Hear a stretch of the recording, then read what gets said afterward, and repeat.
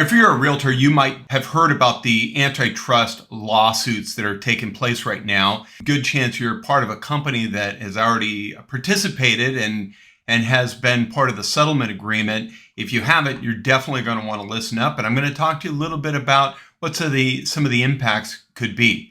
And today we're talking about building wealth through real estate, but we're going to talk a little bit about an impact that two major cases are going to have in our country on real estate.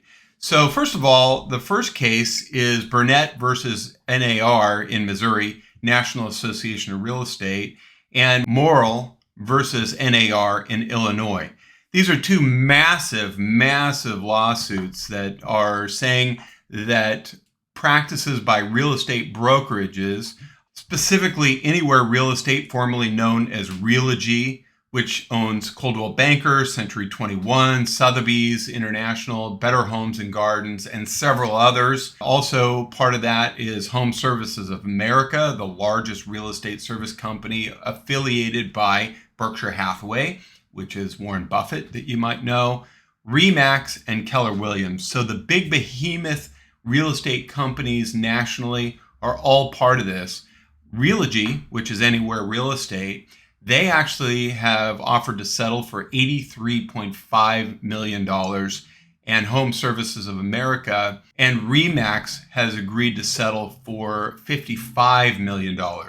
So this is all the tip of the spear on a really massive lawsuit. So what is at the heart of it? Well, first of all, NAR, National Association of Realtors, that most realtors are involved with, and are part of most transactions nationally. There are 560 different MLS systems that NAR oversees, and that's nationally, 40 in Canada. They break down what the realtors are going to make, both the listing agent and the buyer's agent. And these lawsuits say that because of the way these commissions are set up, that it has inflated real estate prices nationally. So rather than saying 2.5% in the listing agreement goes to the buyer's agent and 2.5% goes to the listing agent, it just bundles it. And as a result, the listing agents are getting paid within MLS, but the sellers are not having control over what the commissions are. So the case says that these sellers have overpaid, it's been anti-competitive, and it breaks our antitrust laws. So big companies like Anywhere Real Estate and RE/MAX have said they want to get ahead of this curve, but one of the impacts is going to be NAR. So it could really impact National Association of Realtors. Even at this point, Sotheby's and Anywhere Real Estate has said that their companies don't have to be a part of National Association of Realtors any longer. And so that could have a major impact. So a couple of the things that it sounds like are being agreed to is Anywhere will forbid brokerages and agents from claiming buyer's agent services are free. A lot of companies out there are saying that. So when they're going to a buyer and saying, hey, it's a free service, it's not a free service. In 2020, this was initially brought into the federal government, and a certain commitment had been made. And since then, this has been escalated. Number two, the firm will also require listing brokers to specify their offer of compensation in each listing. So it's going to actually have to be negotiated, kind of like commercial real estate, that the buyer's agent gets a certain amount and a listing agent gets a certain amount. But it's not going to be that way on every deal. And then the third thing is bar its companies and agents from sorting listings by the compensation offer unless requested by the client.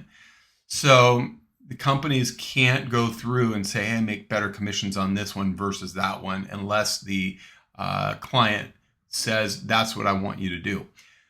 So this is a huge case, a lot of impact. They're speculating that there's going to be a drop in commission to realtors, which could knock out potentially 40% of the realtors in the marketplace. This is continuing to shape up. We're going to get a lot more information as we go.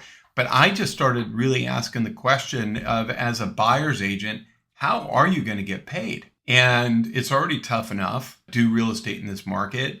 And sellers have benefited from the standpoint that having good realtors represent has definitely increased the values of real estate. However, because of that, there's a lot of scrutiny that has been over inflation. So I don't think it's going to knock the buyer's agents out. As a matter of fact, Anywhere Real Estate has said we double down on buyer's agents being part of the process. So it's going to be interesting to see how that works. You've got Australia, Netherlands, and UK that don't have buyer agent fees.